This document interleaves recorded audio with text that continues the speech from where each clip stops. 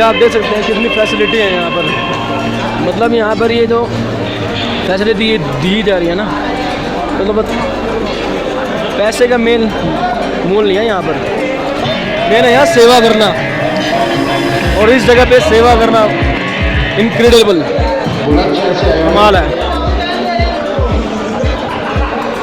5 star वाले खाने हैं यहाँ पर से। आपको सुनते हैं अपने साथियों से पोशपत्री भंडारे के मेन गेट मंदिर के पास में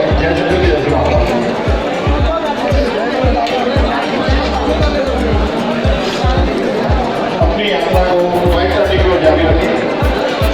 भंडारा प्रसाद मांगे यात्रा करें, अपने समाज के अनुसार सेव करें। जय शंकर।